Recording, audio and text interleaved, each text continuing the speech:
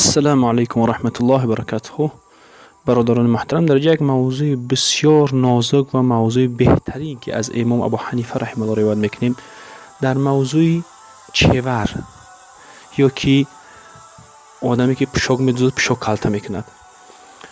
یک روز حضرت ابو یوسف رحمه الله، یک از شاگردهای پیشترین ابو حنیفه رحمه الله، امام اعظم، کسل شد. ابو یوسف رحمه الله، امام اعظم رحمه الله، به زیارت ابو یوسف یعقوب نام دارد. ابو یوسف پدر یوسف میشده، یعنی که به زیارت شاگرد چون رفتن وقتی کسل شد. بعد دیدن چند بار خبرگیری رفتن، آخران بار که رفتن بسیار وضوین است، حالش بیزیب است.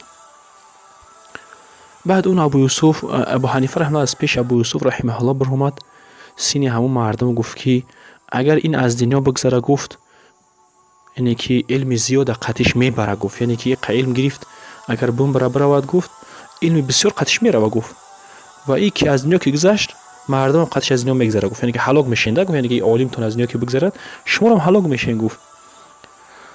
بعد چند قضبه گذشت، حضرت ابو یوسف رحمه الله به اذن الله شفا یافت.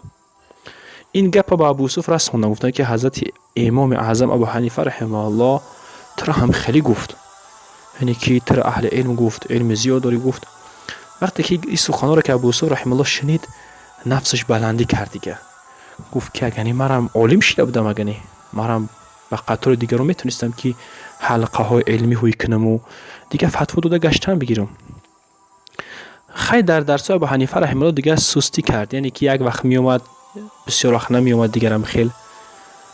بعد یک روز ابو حنیفه رحمه الله پرسید، گفت که همین یعقوب کی جدا است؟ شاگردش بود آخه. بعد از همون شاگردا گفتن که یعقوب حلقه درسی هوی کردگی است، علاکه جماعت درس دارد و فتوا میته، گفتن او را مثلا براستی خودش شدگی است. بعد ابو حنیفه رحمه الله یک تا از همون درونی هم طالب علم یک آدمی را فریاد کرد که او به قدر بود. در نزد ابو یوسف هم قدر داشت، که آدمای وقتی که یک پیش یک آدمی کلان یا آدمی بگیم به قدر او در پستر که معده خردسال روی کن، او قدر شاید حرمتش نکنه. یک آدمی را فریاد کرد که خیلی خیلی به قدر بود درون همونها، گفت که اینجا بیا، گفت.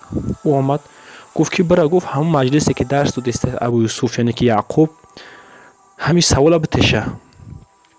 چی سواله؟ یعنی که سوال بتشه که بو که یک از کرتش لباس برد پیش همو چیور، یعنی که لباس کوتاه میکردگی، همو داد همین لباسه. گفت که به یک درهم همین را کوتاه که، گفت. اون چیور یکم پشت لباس کوتاه کن گرفت هم لباسه، مردک بزنگ فرند رو همو گرفت. خلاصی گفت.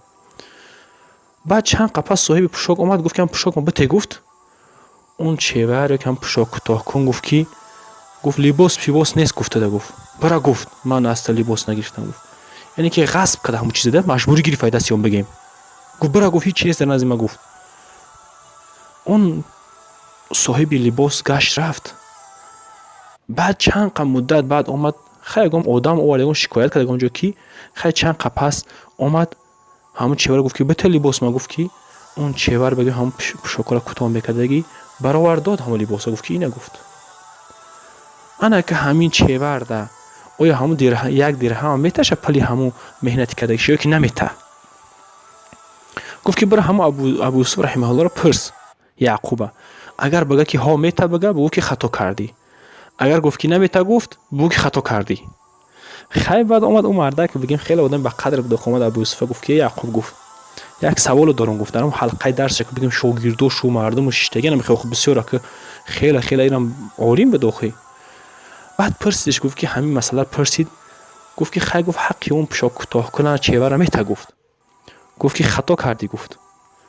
پای ایستاد ابو یوسف، گفت که نمیته، گفت خطا کرده، گفت.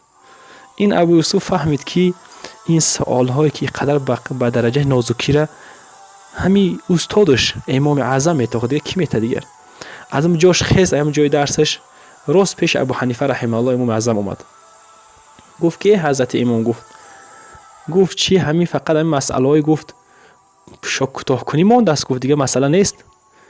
بعد حضرت ابو حنیفه رحمه الله گفت که بله، گفت آدمی گفت که آخه گفت میشینه درس میگه مردم فتوا میته، گفت یک مسئله های گفت اجاره را، گفت جواب گفته که نتونه، گفت و چه گفت مردم فتوا میته و درس میته گفت.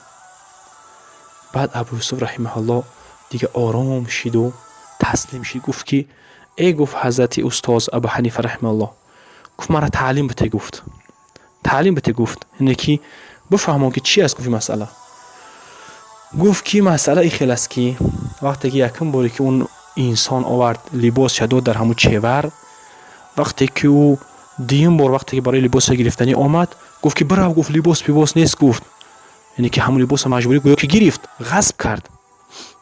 بعد چند قصد خیلی دو کرد، به طریق یکم کس دیگه بر آمد. مثلا خلاص دیگه اون چهور گفت که وقتی دیم بار که آمد همون صاحب لباس، گفت که گفت اینا گفت لباست. گفت برو دادش. مثلا همین حالا ما نظر میکنیم، نمیگیم که با او اجرش میته، حق کارش میته که نمیته، نمیگیم.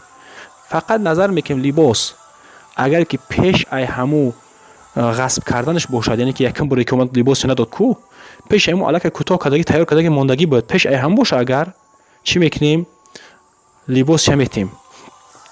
اگر بعدیو باشه گفت نمیتیم. گفت یعنی که بعدی اگر که اومده رفتنش بعد کوتاه کرد نمیتیم شه. گفت که برای چی؟ چون که از پیش ای اومدنش اون کوتاه کردگی بود، تیار کردگی برای هم صاحب لباس، نه که بعد اومده رفتنش و علاقه فکر کرده بود که چی برای خدمت کوتاه میکنم و برای خدمت چی میکنم زینت میتم. مثلا با اون خاطر نمیتیم شه، برای خودش کردگی بود لباسی مرده که عیدش میگیریم خلاص دیگه نمیتیم شه، یگان پل مل مهنت چه نمیتیم. در بعضی روایت میگه اگر که مقیاسی همو خودش کردگی باشد، یعنی که رزمیری همو چهار رزمیری خودش کردگی باشد، اگر نمیتیم شه. انجا فهمیده میشه که چی برای خودش دختگی بوده است. اگر که رزمیری همو صاحب کتاب کرته دختگی باشد، میگیم که میتیم شه. انجا فهمیده میشه که برای همو دختگی بوده یا خی در یک مدت یک فتره بگیم که ظالمیش بلند شده است و او را گفته است که نمیتم تا غصب کرده است.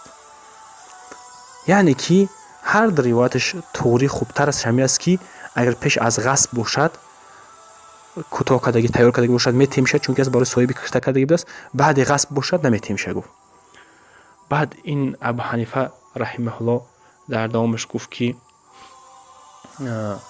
گفت انسانی که وقتی که میشند و فتوا میتد و گپ میزند، وقتی که این مسئله را نمیداند و گمان میکند که اون دیگه طلب علم بر اون هیچ نیست، گفته وای بر حال اون. گفت این در کتاب اخبار ابی حنیفه و اصحابش سیمری آوردگی است. یعنی که طلب علم گفت کفایت نیست برای مثلا که تا وقتی که استاد پیدا می شود طلب علم باید بردوام باشد به کدام طریقه که نباشد. دیگه ابو یوسف رحمه الله، یعنی که این اسمشون یعقوب بود، از همون روز عبارت با درسشون بردوام در حلقه ابو حنیفه رحمه الله امام اعظم بردوام استفاده میکرد. از این مسئله یکم ما دو استفاده کردیم. یکم مسئله اجاره را فهمیدیم، اگر که پیش از غصب میشید از اجاره شم میدادستیم، اگر کوتاه کردگیش اگر بعد غصب میشید از نمیدادستیم. دیگه مسئله این است که طلب علم این معنی ندارد که وقتی که خواندی کمتر عالم شدی و در جای دیگه بشینی خلاص دیگه بگوی ما احتیاج به طلب علم ندارم بگوی.